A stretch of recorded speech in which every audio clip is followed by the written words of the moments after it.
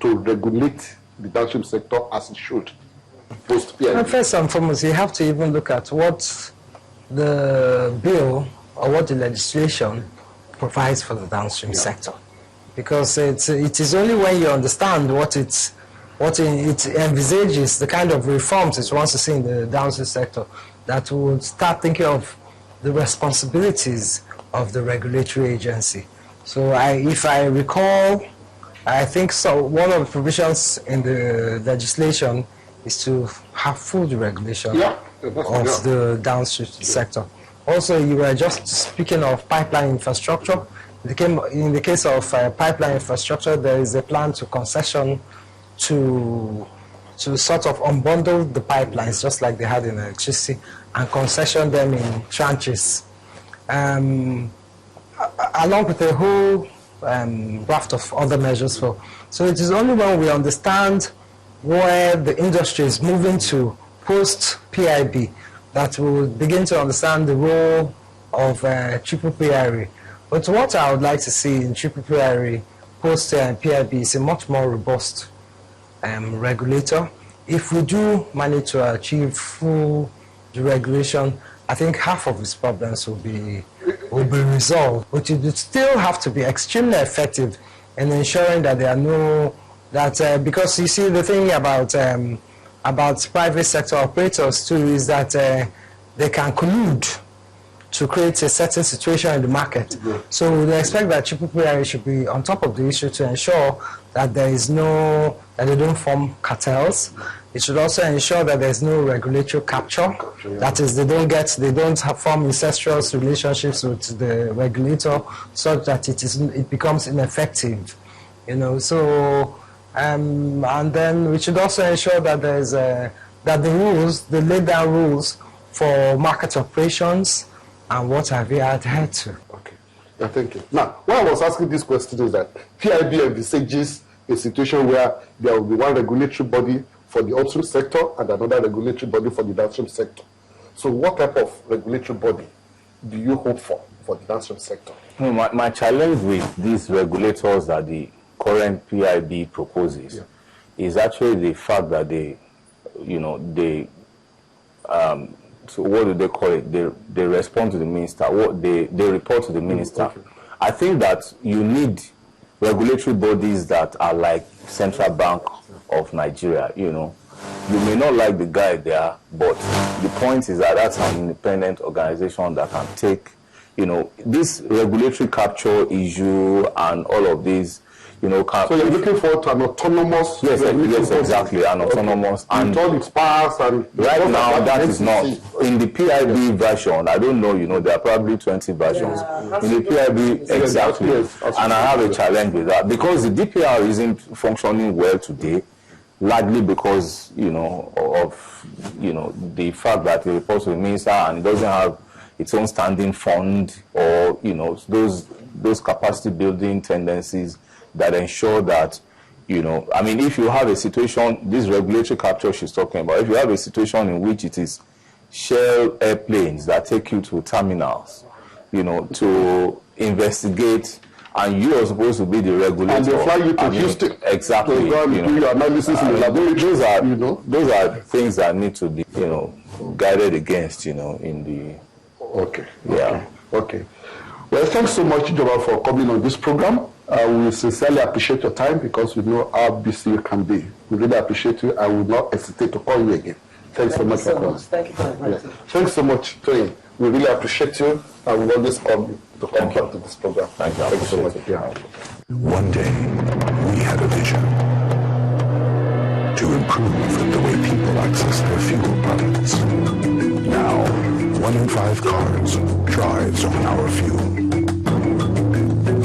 But that was not enough. So we pioneered the provision of cleaner, safer fuel to local industries through the fastest growing gas supply network in sub-Saharan Africa. Still, that was not enough.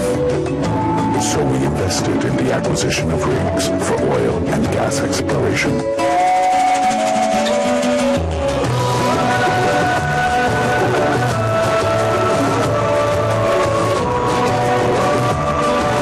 We strive towards our future when we innovatively Nigerian company will offer the complete solution to Nigeria's energy needs.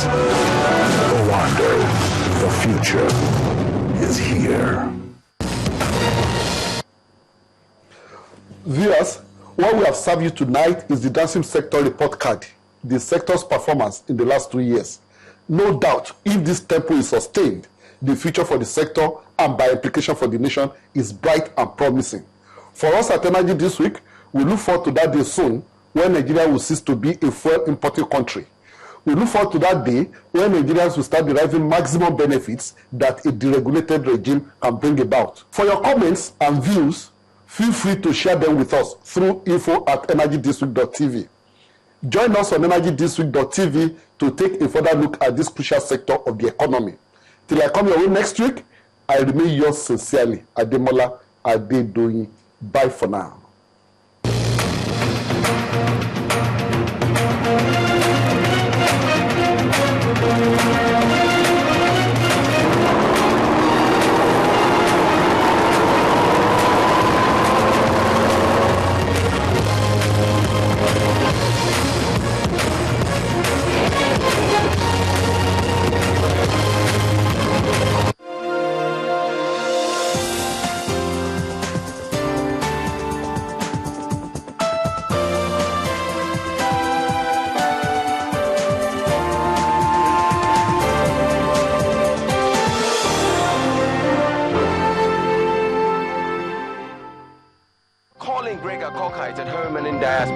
Do you have a first, higher, or honorary degree, or national certificate of education, or Senate-approved diploma of the University of Lagos?